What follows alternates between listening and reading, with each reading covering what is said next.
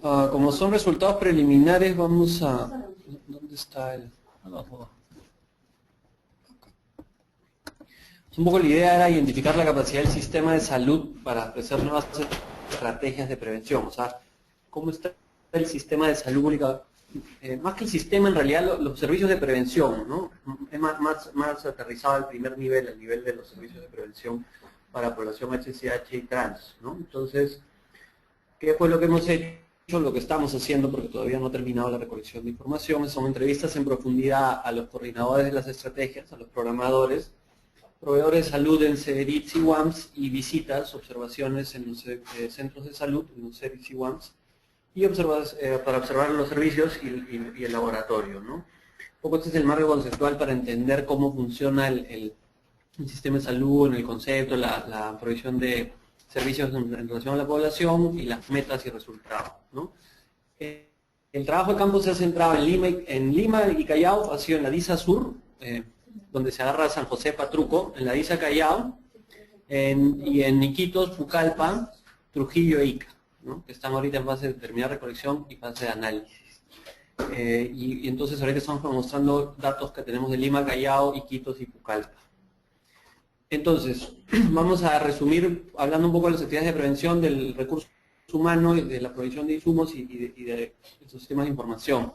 Esto es un poco lo que ya se ha mencionado, ¿no? O sea, las principales actividades siguen siendo la consejería y prueba, el manejo sindrómico, ITS y la distribución de preservativos.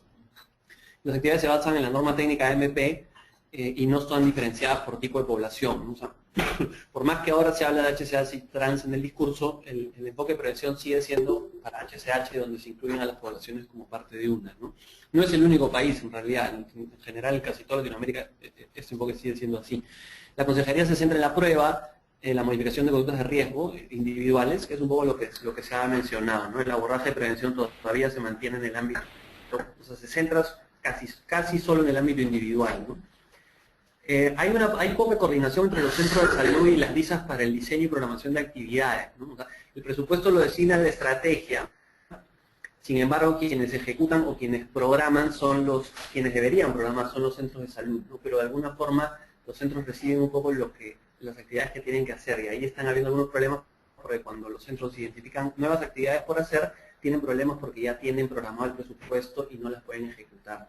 Ahora, es la lógica de la programación anual vía PPR, no hay otra. Ahora, existe la posibilidad de aumentar a través de programación y cumplimiento de metas. O sea, si la meta, por ejemplo, era HCH, población HCH que acude a servicio. Entonces, demostrando que ciertas actividades mejoran, podrías programar para el siguiente año, pero estos mecanismos no están muy claros todavía y no todo el personal de salud no lo sabe utilizar necesariamente para poder programar los presupuestos para los siguientes años.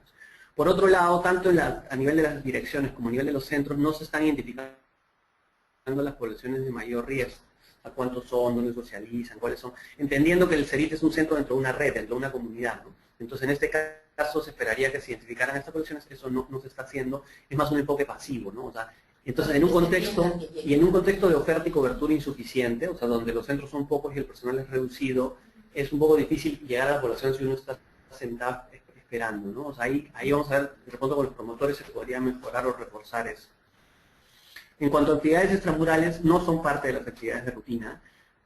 Algunas actividades que se dan son, por ejemplo, salidas informativas, ¿no? Por ejemplo, para repartir materiales, para decirle a la gente que vaya. En algunos centros hacen actividades extramurales, pero las enfocan a la población general, ¿no? Siendo los CERIs más dirigidos a población clave. Se planifican con la DIRESA para programar el presupuesto. Nuevamente, la DIRESA asigna un presupuesto anual y eso es lo que hay, ¿no? Y algunas de esas actividades están obstaculizadas por procesos administrativos. Por ejemplo, si el personal de salud es CAS y tiene un horario determinado, ya no puede hacer salidas, tiene problemas para justificar, para poder salir del centro. Si el CERITS, por ejemplo, está en un hospital, ya no tiene ese mandato de poder hacer la actividad extramural porque ya no es un servicio de primer nivel. O sea, hay algunas cosas en los organigramas que... Los de tercer nivel no pueden ser. Exacto, entonces, que obstaculizan las actividades de prevención que deberían estar integradas en la comunidad, ¿no? Lo otro es que una vez que tú programas, haces tu presupuesto para el siguiente año, cuando sale de tu organización y va al MIET, termina siendo la mitad, la cuarta parte, y no hay una explicación lógica por lo No hay forma de que eso se asegure que vaya a lo que fue destinado. Cuando llega, simplemente el que lo ejecuta como le da la gana. Exacto. Les voy a pasar el informe de evaluación de la estrategia que se hizo a fin de año, porque es un informe de 25 páginas, pero ahí está todo eso en bien detalle. Porque creo que es Ahora, en cuanto al recurso humano, ¿no? Bueno, esto es un déficit que va más allá de los servicios, solo los servicios de salud, ¿no? Los equipos suelen ser médico, enfermera, obstetra, consejero, pero sin embargo en algunas ciudades, como por ejemplo en Iquitos y Pucallpa, los CERITs y la UAMS no cuentan con médicos porque han sido transferidos a otros servicios, ¿no? Entonces, simplemente los médicos han sido requeridos, la ISA los coloca en otros servicios de salud y ya salen de la prevención, ¿no? Por otro lado, existe una variabilidad en el tipo de contratación del personal. Hay personal que está fijo ya en un centro asignado por la dirección, hay otros que son CAS, hay personal que rota a otros servicios, entonces esta heterogeneidad también afecta la provisión de los servicios, ¿no? Capacitación es un eje clave, ¿no? Es una de las principales deficiencias que hemos encontrado, ¿no? Hay una déficit de capacitación continua en el personal de salud y en los promotores, ¿no? En algunos centros, por ejemplo, no reciben una capacitación desde hace 4 años. Y el personal que llega aprende sobre la marcha. O sea, si llega una enfermera o una obstetriz que venía de otro servicio, llega a los servicios de VIH y va a aprender el manejo en población grave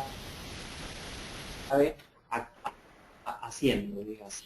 Las capacitaciones, la programación de las capacitaciones y el presupuesto depende de las direcciones. O sea, no hay una autonomía de los centros para poder asignar capacitación para su personal. con el riesgo del teléfono malogrado. Exacto. Ahora, no existe una capacitación sobre temas de población, o sea, sobre temas de sexualidad, identidad, todos los temas de salud relacionados a población HCH y trans, ¿no? Ahora, algunos centros y algunos centros siguen tratando a ambas poblaciones como una sola, ¿no? O sea, HCH y trans todavía no se hace la división, ¿no? Sobre todo lo hemos visto más en regiones, ¿no? Aún no, porque la hoja de monitoreo, por ejemplo, que recoge... Claro, todavía no... O sea, dice simplemente HCH. Ahora ya la cambiaron, ahora el ministerio está programando el plan con trans que se va a aplicar en Lima, se supone que esto va a cambiar. Ahora, algunos centros, que eso es un poco también algo que hemos encontrado, los centros, por ejemplo, encuentran salidas, ¿no? Y se organizan adentro, por ejemplo, para llamar a las trans usando el apellido, y lo otro que hemos visto es que, o sea, existe una estructura donde los centros de mayor impacto capacitan a los de menor impacto, pero el personal no está recibiendo una capacitación, ¿no? Entonces hay CERITs que son sedes docentes, pero el personal de esas sedes docentes tampoco ha recibido una capacitación. Bueno, en el tema de promotores es un poco lo que ya se ha visto, ¿no? Todavía son evaluados por la cantidad de personas que derivan, eso es uno, y lo otro es los promotores existentes son insuficientes. Por ejemplo, 4 para toda la región Callao, 1 en Pucallpa o 3 para todo Iquitos. Al momento no existen promotoras trans, son principalmente HCH y trabajadoras sexuales mujeres. Para el lado de prueba de VIH, algo que hemos visto que nos llamó la atención es, por un lado, que la disponibilidad en los sitios en los que vimos es adecuada porque la programación se hace directamente entre el centro y la dirección de medicamentos e insumos. Entonces, cuando la programación se hace así, como el centro es el que sabe y conoce su demanda, puede programar y puede abastecerse mejor. En condones no, la programación se hace a través de la DISA, entonces la DISA provee y a veces chocan, pues le dan un número de condones, ellos tienen más población.